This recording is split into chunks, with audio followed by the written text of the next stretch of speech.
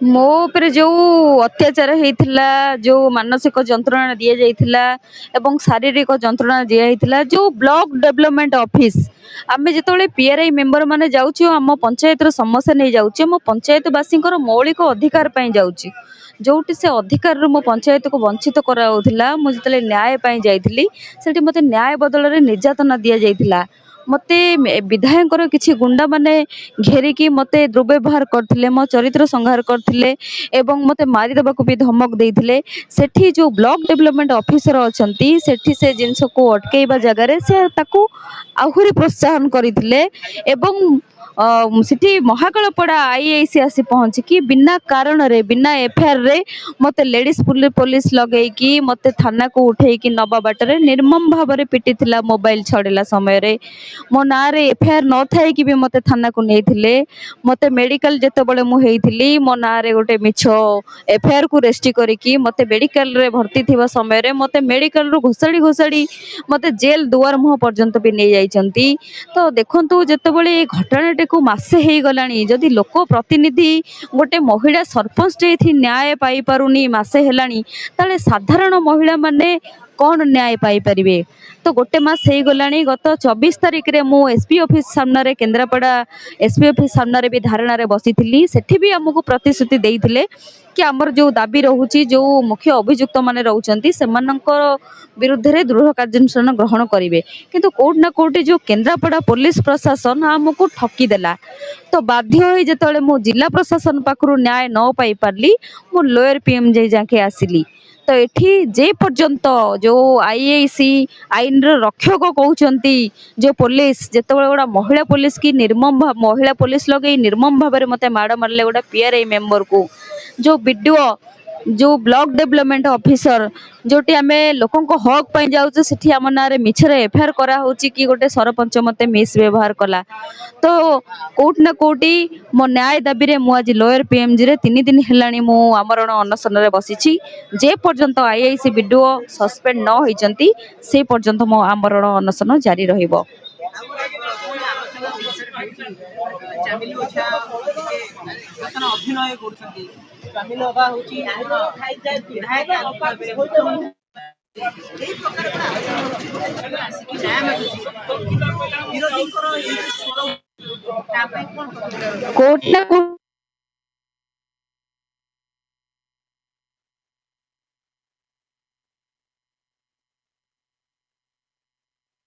ଏତେ ବଡ଼ ଭାଇ ମୋର, ମୁଁ ଗରିବ ପରିବାରର ପିଲା। ବର୍ତ୍ତମାନ ମୁଁ ଯେଉଁ କାର୍ଯ୍ୟରତରେ ଅଛି, ଯେଉଁ ସରପଞ୍ଚ ଭାବରେ ଅଛି, ମୁଁ ମୋ ପଞ୍ଚାୟତବାସୀଙ୍କ ପାଇଁ ଲଢ଼ୁଛି ଆଉ ମୋ ନିଜ ପାଇଁ ବି ଲଢ଼ୁଛି। ଏଠି ଲୋକମାନେ ବହୁତ କଥା ବହୁତ କହିବେ, କିନ୍ତୁ ତାଙ୍କ କଥାକୁ କିଛି ଖାତିର ନ କରି ନିଜ କାମ ଉପରେ ନିଜେ ମୁଁ ବିଶ୍ୱାସ ରଖେ। ବିରୋଧୀ ସହିତ ଆପଣ ଅଛନ୍ତି ବୋଲି ଇଏ ଗୋଟେ ଆଲୋଚନା ବାସ୍ତବିକ ହେଉଛି। କାରଣ ଗୋଟେ ପଟେ କୁହାଯାଉଛି କି ଆପଣ ବିରୋଧୀ ଦଳ ସହିତ ଅଛନ୍ତି, ଆଉ ଗୋଟେ ପଟେ ଆପଣଙ୍କର ସରକାର, ଆପଣଙ୍କର ପାର୍ଟି ଆପଣଙ୍କୁ ସପୋର୍ଟ କରୁଛନ୍ତି। ଏଇ ଦିଟା ଭିତରେ କ'ଣ ଫରକ? ଆପଣ ଯେଉଁ କହିଲେ ବିରୋଧୀ ଦଳ ସହିତ, ଯଦି ମୁଁ କାହା ସହିତ ରହିକିରି କାହା ଇନଷ୍ଟ୍ରକ୍ସନରେ ଯଦି ମୁଁ ଚାଲିଥାନ୍ତି, ତାହେଲେ ଲୋୟର ପିଏମ୍ଜିରେ ମୁଁ ଏକା ପଡ଼ିନଥାନ୍ତି ଆସିକି। ନିଶ୍ଚିନ୍ତ ଭାବରେ ମୋତେ ଶହ ଶହ ହଜାର ହଜାର ପାର୍ଟିର ଲୋକ ସମର୍ଥନ କରିଥାନ୍ତେ। ଆଉ ଯେଉଁ ଦଳ କଥା କହିଲେ, ମୁଁ କେଉଁ ଦଳର ସରପଞ୍ଚ ନୁହଁ, କିନ୍ତୁ ମୁଁ ବ୍ୟକ୍ତିଗତ ବିଜେପି ଦଳକୁ ଭଲ ପାଏ। ବିଜେପି ଦଳ ପାଇଁ 2024 ମସିହା ଇଲେକ୍ସନରେ ମୁଁ କାମ କରିଛି। ଯେତେବେଳେ ତିଖିରି ପଞ୍ଚାୟତ ମାଇନସରେ ଭୋଟ ଯାଏ ବିଜେପିର, ସେଠି ଆମେ 1000 ଲିଡ୍ କରେଇଥିଲୁ ବିଜେପି ପାଇଁ। ଆଉ ଯେଉଁ ବିଧାୟକଙ୍କ କଥା ରହିଲା, କୋଉଠି ନା କୋଉଠି ଯଦି ବଦନାମ ହେଉଛି ବିଜେପି ଦଳ, ଆମ ବିଧାୟକଙ୍କ ପାଇଁ ହିଁ ବିଜେପି ଦଳ ବଦନାମ ହେଉଛି। ଏଠି ଯେଉଁ କେନ୍ଦ୍ରାପଡ଼ାର ଜିଲ୍ଲାର ଯେଉଁ ଗୋଟାଏ ବିଧାୟକ ଅଛନ୍ତି, ବିଜେପି ବିଧାୟକ ଡକ୍ଟର ଦୁର୍ଗା ପ୍ରସାଦ ନାୟକ, ସିଏ ଚାହୁଁଛନ୍ତି, ବର୍ତ୍ତମାନ ମନେ ମନେ ଭାବୁଛନ୍ତି ମୁଁ କେନ୍ଦ୍ରାପଡ଼ାର ରାଜା, ତ ତାଙ୍କରି ହିସାବରେ କାର୍ଯ୍ୟ ଚାଲିବ, ତାଙ୍କ କଥା ମାନିବାକୁ ପଡ଼ିବ। ଯଦି ତାଙ୍କ କଥା ନ ମାନିବୁ, ଏଇଭଳିଆ ନିର୍ଯାତନା ଦିଆଯିବ, ଏଇଭଳିଆ ଟର୍ଚର କରାଯିବ। ତ କୋଉଠି ନା କୋଉଠି ସେ ମନକୁ ମନ କେନ୍ଦ୍ରାପଡ଼ାର ରାଜା ବୋଲି ଭାବୁଛନ୍ତି ଆଉ ମନମୁଖୀ ଶାସନ ଚଲେଇଛନ୍ତି। ଯେଉଁ ଅନ୍ୟାୟ ଅନୀତି ଅତ୍ୟାଚାର ଯେଉଁ ଥିଲା, ଯେତିକି ବି ଥିଲା, ତାର ବହୁତ ଗୁଣା ବଢ଼ିଯାଇଛି। ବହୁତ ଯେତେବେଳେ ମୁଁ ଗୋଟେ ମହିଳା ସରପଞ୍ଚ, ମୁଁ ଆଜି ନିର୍ଯାତିତ ହେଇ ଏଠି ଆସି ବସିଛି। ତ ଭାବନ୍ତୁ ସାଧାରଣ ମହିଳାମାନେ କୋଉ ଭଳିଆ ଅବସ୍ଥାରେ, କୋଉ ଭଳିଆ ଭୟଭୀତ ଅବସ୍ଥାରେ ଥିବେ। ଲୋକମାନଙ୍କୁ ବହୁତ ଡରା ହେଉଛି, ବହୁତ ଧମକା ହେଉଛି କି ଘର କାଟିଦେବୁ, ରାସନ କାର୍ଡ କାଟିଦେବୁ। ତ ବହୁତ ହୀନମାନର ରାଜନୀତି ମହାକାଳପଡ଼ାରେ ହେଉଛି। ବର୍ତ୍ତମାନ ତ ଦିନ ହେଇଗଲାଣି, ଏପର୍ଯ୍ୟନ୍ତ ସରକାର କୌଣସି ମୋ କଥା ଶୁଣିଲେନି କି କଲେ ନାହିଁ ଯେ ପର୍ଯ୍ୟନ୍ତ ଏ ଦେହରେ ଜୀବନ ଅଛି ସେ ପର୍ଯ୍ୟନ୍ତ ଚାମେଲି ଓଝାର ଲଢ଼େଇ ଜାରି ରହିବ, ସେ ପର୍ଯ୍ୟନ୍ତ ମୁଁ ଲଢ଼ିବି। ସାମାଜିକ କର୍ମୀ ହଁ ପରା ଏବଂ ସମାଲୋଚନା ଓଝାକୁ ନେଇକି ବହୁତ ଆଲୋଚନା ସମାଲୋଚନା ହେଉଛି। ପୁଣି କାହିଁକି କେନ୍ଦ୍ରାପଡ଼ା ମହାକାଳପୁରର କି ରାଜଧାନୀ କେନ୍ଦ୍ରାପଡ଼ାରୁ ରାଜଧାନୀର ସଫର କାହିଁକି ହୋଇଛି ଆପଣ ବି କହୁଛନ୍ତି। ଦେଖନ୍ତୁ ଚାମେଲି ପ୍ରତି ହେଇଥିବା ଅନ୍ୟାୟ ପାଇଁ ସିଏ ଲଢୁଛି। ଗୋଟେ ଝିଅଟି ଯେତେବେଳେ ରାଣୀ ଲକ୍ଷ୍ମୀବାଇ ର ନେଚରର ନନ୍ଦିନୀ ଶତପଥୀଙ୍କ ରୂପରେ ଆମେ ଦେଖିବାକୁ ଚାହୁଁଛୁ ଓଡ଼ିଶାର ଗୋଟେ ନୂଆ ଝିଅକୁ। ଆମେ ପ୍ରଥମ ଯେତେବେଳେ ସେ ଯୋଉଭଳି ବ୍ରେଭଲି ସେ ଫେସ୍ କରୁଥିଲା ପଞ୍ଚାୟତରାଜ ଅନୁଷ୍ଠାନର ବିରୁଦ୍ଧରେ ଥିବା ଗୁଣ୍ଡାମାନଙ୍କୁ ବ୍ଲକରେ, ମୁଁ ନିଜେ ଯେହେତୁ ଜିଲ୍ଲା ପରିଷଦ ଥିଲି ମୁଁ ଜାଣିଛି ଯେ ଗୋଟେ ପଞ୍ଚାୟତ ସମିତିରେ ଯେତେବେଳେ ଲୋକାଲ ଯୋଉ କଣ୍ଟ୍ରାକ୍ଟର ହୁଅନ୍ତୁ କି ଯୋଉ କୁଜି ନେତା ହୁଅନ୍ତୁ ଯୋଉ ଟାଇପର ଅରାଜକତା କରନ୍ତି ତାକୁ ଗୋଟେ ଝିଅ ଯେତେବେଳେ ଫେସ୍ କରୁଥିଲା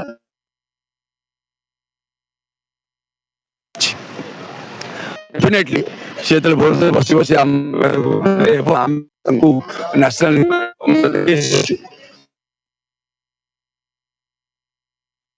ମୁଁ ପଞ୍ଚାୟତରାଜ ଅନୁଷ୍ଠାନ ଥିଲି, ସିଏ ଯେହେତୁ ପଞ୍ଚାୟତରାଜ ଅନୁଷ୍ଠାନ ସହିତ ଅଛି ଆମେ ପୁଣି ୟୁନାଇଟେଡ୍ ହେଲୁ।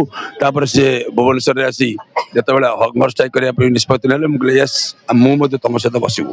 ଏବଂ ଆମର ସବୁ ଟୋଟାଲ ଏଣ୍ଟାୟାର ଟିମ୍ ଆସି ବସିଛନ୍ତି। ଆମର ଦେଖ ଦିଟା ଦେବି ଏତେ ପର୍ଯ୍ୟନ୍ତ ଗୋଟେ ସରକାରକୁ ଲାଜ ଲାଗିବା କଥା। ଗୋଟେ ଝିଅ ପ୍ରତି ଇଆଡେ କହୁଛନ୍ତି ବେଟି ବଚାଅ ବେଟି ପଢାଅ, ଆଡେ ଗୋଟେ ଇଲେକ୍ଟେଡ ସରପଞ୍ଚ ଇଲେକ୍ଟେଡ ରିପ୍ରେଜେଣ୍ଟେଟିଭ ସେ ନିଜେ କହୁଛି ଯେ ମୋ ପ୍ରତି ଅନ୍ୟାୟ ହେଇଛି, ମୁଁ ତା ନାଁରେ ମିଛ ଏଫଆଇଆର ଦିଆହେଲା, ସେ ଆଇଏସ୍ ସେଇଠି ଅଛି। କମ୍ ସେ କମ୍ ତ ତମ ରାଜସ୍ଥାନ ଟ୍ରାନ୍ସଫରଟା କରିଦେଇଥାନ୍ତ। ଟ୍ରାନ୍ସଫର କରିଥିଲେ କଣ ସେ ଜଣେ ଝିଅଟା ଆସି ବସିଥାନ୍ତା ଭୁବନେଶ୍ୱର ଅଙ୍ଗର ଷ୍ଟ୍ରାଇକରେ କି? ଆଉ ଦ୍ୱିତୀୟ ସେ ଭିଡ଼ିଓଟା ଗୋଟେ ମିଛୁଆଟା କହିଲା ଯେ ତାକୁ ଭିଡ଼ିଓରେ ଜଣାପଡ଼ୁଛି ଯେ କିଛି ହେଇନି, ସେ ଭିତରେ ଅଘଟଣ ହେଇନି, ପୁରା କାମ ପରିସ୍ଥିତିରେ ହେଇଛି। ଭିଡ଼ିଓ ଫୋନ୍ କରିକି ଡାକିଛନ୍ତି ସେ ଯୋଉ ଲୋକାଲ ଯୋଉ ଏମଏଲଏଙ୍କର ଯୋଉ ଗୁଣ୍ଡାମାନଙ୍କୁ ଡାକିଛନ୍ତି ଜଣାପଡ଼ୁଛି। ଜାଣିକି କଳି କରିଛନ୍ତି ଲୁଗା ବାଡରେ ଯୋଉ କଣ୍ଟା ବାଡରେ ଲୁଗା ପକେଇ କଳି କରନ୍ତିନି, କଳି କରିଛନ୍ତି। କଳି କଲା ପରେ ଭିଡ଼ିଓକୁ ତମେ ଟ୍ରାନ୍ସପୋର୍ଟ କରିଦେଇଥାନ୍ତ। ଏବେ କଣ କହୁଛି? ଏବେ କହୁଛି ନିଳମନ ହବ। ଏବେ ବୁଝିପାରୁନାହାନ୍ତି ସରକାର ବୁଝିପାରୁନାହାନ୍ତି ଓଡ଼ିଶାରେ ଯୋଉ ତାଙ୍କ ବିରୁଦ୍ଧରେ ଗୋଟେ ତାତି ଅଛି, ତାତିରେ ପଞ୍ଚାୟତରାଜ ସଂଗଠନ ବି ତାତିରେ ସାମିଲ ହେବେ। ଆଉ ଯଦି ଏଇଠି ତାକୁ ନ ରୋକିବେ, କଥା ନ ରଖିକି ଚାମେଲି ଓଝାର ଯୋଉ ବିରୁଦ୍ଧରେ ଯୋଉ ଷଡ଼ଯନ୍ତ୍ର କରାଯାଇଛି ତାକୁ ନ ଧରିବେ, ତାହେଲେ ଚାମେଲି ଓଝା ଗୋଟେ ଭବିଷ୍ୟତରେ ଓଡ଼ିଶା ସରକାରଙ୍କର କଣ୍ଟା ହେଇକି ବାହାରିବ ବୋଲି ସେ ଜାଣିପାରୁନାହାନ୍ତି। ଗୋଟେ ନାରୀ ଶକ୍ତି ଯେତେବେଳେ ଜାଗ୍ରତ ହବ, ସେ ପଞ୍ଚାୟତରାଜ ଅନୁଷ୍ଠାନ ପାଇଁ ଓଡ଼ିଶା ସାରା ବୁଲି ବୁଲିକି ପ୍ରେସ କନଫରେନ୍ସ କରିକି ସବୁ ପଞ୍ଚାୟତରାଜ ଇନଷ୍ଟିଟ୍ୟୁସନକୁ ଯେତେବେଳେ ଜାଗ୍ରତ କରିବ, ସେମାନେ ପଞ୍ଚାୟତ ଇଲେକ୍ସନ କରିପାରିବେନି ତାଙ୍କ ଟର୍ମ ଭିତରେ। ମୁଁ ଆପଣଙ୍କୁ ଶୁଣେଇ ଦଉଛି। ତେଣୁକରି ଏଭଳି ଭୁଲ କରନ୍ତୁନି। ମୁଁ ଅନୁରୋଧ କରିବି ଆପଣଙ୍କ ମାଧ୍ୟମରେ, ଚେତାବନୀ ବି ଦେବି ସରକାରଙ୍କୁ, ଆସନ୍ତୁ ତୁରନ୍ତ ତାର ସମାଧାନ କରନ୍ତୁ, ଦି ଜଣଙ୍କୁ ନିଳମନ କରନ୍ତୁ। ଦାବି ଯୋଉ ରହିଛି ମହାକାଳ ଭିଡ଼ିଓ ରବୀନ୍ଦ୍ର ନାରାୟଣ ଆଚାର୍ଯ୍ୟଙ୍କ ବିରୋଧରେ ଦୃଢ଼ କାର୍ଯ୍ୟାନୁଷ୍ଠାନ, ସେ କାର୍ଯ୍ୟାନୁଷ୍ଠାନଟା କଣ? ସସ୍ପେଣ୍ଡ କରିବେ। କାର୍ଯ୍ୟାନୁଷ୍ଠାନ ଅର୍ଥ କଣ? ଆଉ ସସ୍ପେଣ୍ଡ କରିବେ? ସେ ମିଛ କହିକି ଏଫଆଇଆର ଦେଇଛି। ଗୋଟେ ପଞ୍ଚାୟତରାଜ ଇନଷ୍ଟିଟ୍ୟୁସନରେ ଗୋଟେ ସରପଞ୍ଚ ଆପଏଣ୍ଟମେଣ୍ଟ ନେଇକି ଯିବ ତା ଚାମ୍ବରକୁ, ସେ କଣ ହେଇଗଲେ କି? ସେ ଗୋଟେ ଅଫିସରଟା, ସେ ସିଓ ଗୋଟେ ବ୍ଲକର ଅଫିସରଟେ, ସରକାରୀ କର୍ମଚାରୀ, ସରକାରୀ ବେତନ ଭୋଗୀ ଚାକିରିଆ ସରପଞ୍ଚ ଇଲେକ୍ଟେଡ ରିପ୍ରେଜେଣ୍ଟେଟିଭ। ସରପଞ୍ଚ ଗଲା ମାନେ ସିଏ ଆଜ୍ଞା ଆପଣ କହିକି ଚେୟାର ଦବା କଥା। ସିଏ କଣ କହୁଛି ଆପଏଣ୍ଟମେଣ୍ଟ ନେଇକି ଯିବ ବୋଲି? ସିଏ କିଏ ହୁଇଛି? ସିଏ କିଏ? ତେଣୁ ଆମେ ଯେତେବେଳେ ଜିଲ୍ଲା ପରିଷଦ ଥିଲୁ, ଆମେ କଲେକ୍ଟରକୁ ଆମେ ପଶିଗଲୁ, କଲେକ୍ଟର ଡୋର ଖୋଲା ହବ ଆମ ପାଇଁ। ପଞ୍ଚାୟତରାଜ ଇନଷ୍ଟିଟ୍ୟୁସନକୁ ମାରି ଦେଇଛନ୍ତି।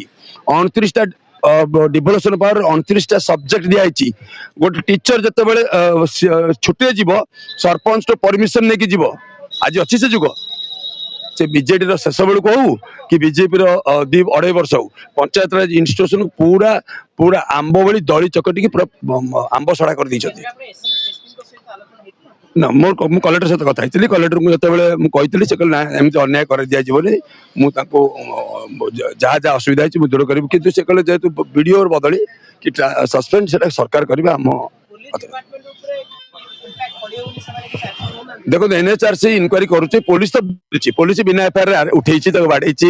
ପୋଲିସ ସିସିଟିଭିରେ ସିସିଟିଭି ଦେଖେଇଲେ, ପୋଲିସ ତାକୁ ବାଡେଇଛି, ଭିଡ଼ିଓ ଅଛି, ଲାଇଭରେ ଅଛି। ତେଣୁ ପୋଲିସ ଫସିକି ଅଛି। ଆଜି ନହେଲେ କାଲି ଏନ୍ଏଚଆରସି ଅର୍ଡରରେ ସେ ସସ୍ପେଣ୍ଡ ହବ। ସସ୍ପେଣ୍ଡ ହବ, ଆମେ ଲଢିବୁ ଶେଷ ପର୍ଯ୍ୟନ୍ତ। କିନ୍ତୁ ସରକାରକୁ ଚେତାବନୀ ଦଉଛି, ଏଇଟା ଗୋଟେ ବହୁତ ବଡ ୱାର୍ଣ୍ଣିଂ ସରକାରକୁ। ସରକାର ବହୁତ हरड़ घंटार पड़ो जे पूरा राज्य सारा बुली बुलिकी जिते पंचायत राज अनुष्ठान आम एकाठी करूँ से बुझे जे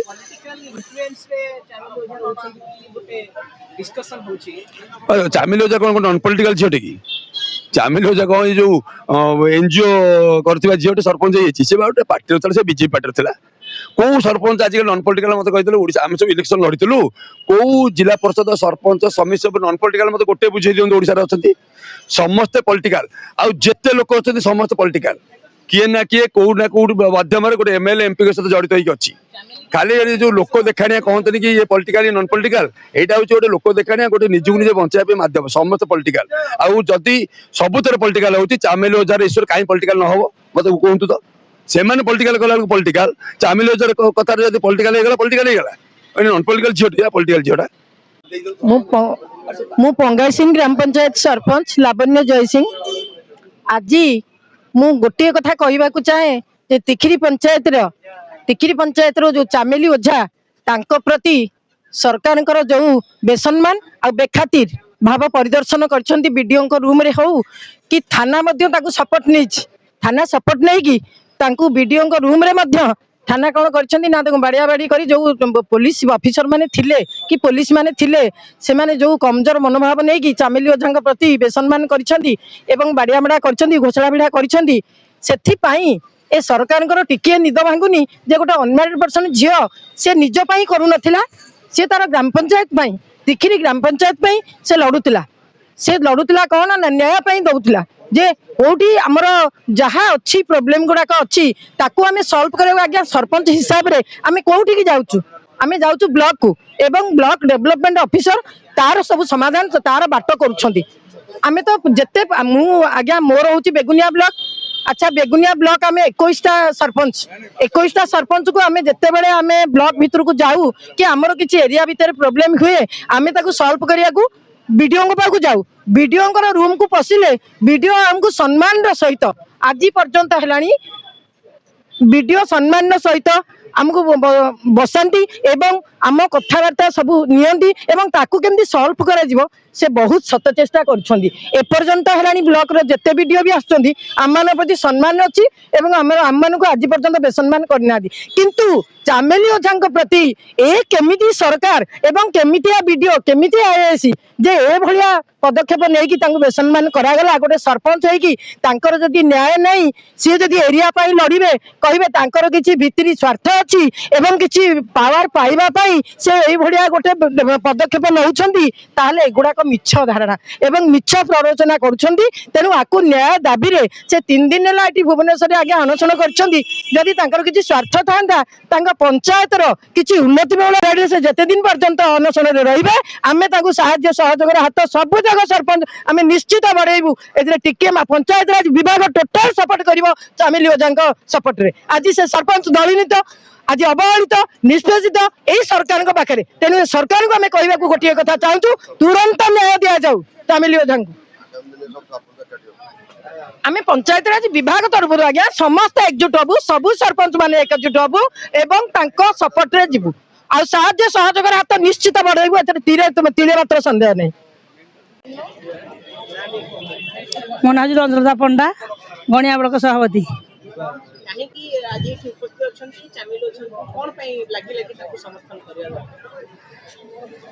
चामेली ओझा को माने प्रकृत अन्याय करा किंतु आमर ए लोक सरकार आम सरकार निश्चिंत चामेली ओझा कथा बुझे आम जानी पार्छु से लोक सरकार लोक पाखे अच्छा प्रत्येक मुहूर्त से कार्यकलाप ठीक रही से निश्चिंत चामेली ओझा कथा बुझे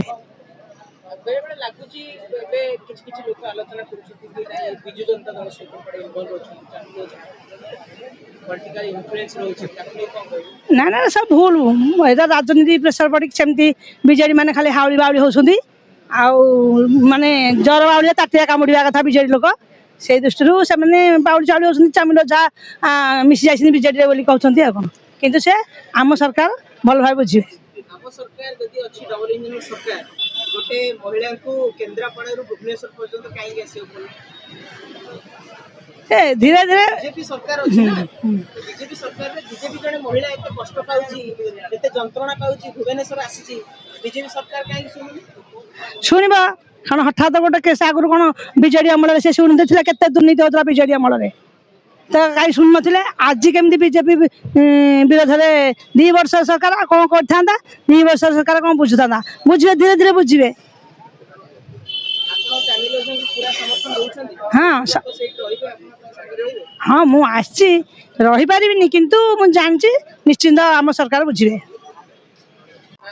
ମୁଁ ବିଗ୍ରତି ଜେନା ସୋସିଆଲ ଆକ୍ଟିଭିଷ୍ଟ ଆଉ ବର୍ତ୍ତମାନ ଏଇ ଚାମିଲି ଓଝାଙ୍କର ଯେଉଁ ଘଟଣା ଘଟିଛି ସେହା ଶୁଣି ବର୍ତ୍ତମାନ ମୁଁ ଭୁବନେଶ୍ୱର ଆସିଛି ଆମେ ବର୍ତ୍ତମାନ ଚାହୁଁଛୁ ସେ ଜଣେ ଲୋକପ୍ରତିନିଧି ଗୋଟେ ଲୋକପ୍ରତିନିଧିକି ଏଭଳି ଅପମାନ କରିବା ଏଇଟା ବଡ଼ ନିନ୍ଦନୀୟ ଘଟଣା ବର୍ତ୍ତମାନ ଏଇ ସରକାରଙ୍କୁ ଆମେ ନିବେଦନ କରୁଛୁ ଯେତେ ଶୀଘ୍ର ପାଉଛନ୍ତି ଚାମିଲି ଓଝାଙ୍କର ଯେଉଁଭଳି ତାକୁ ବେସନନ କରାଯାଇଛି ତାପରେ ଯେଉଁ ନିର୍ଯାତନା ଦିଆଯାଇଛି ତାର ଶୀଘ୍ର ବର୍ତ୍ତମାନ ତୁରନ୍ତ ବିଚାର କରନ୍ତୁ ନହେଲେ ଆମେ ରାଜରାସ୍ତାକୁ ଓହ୍ଲାଇବୁ।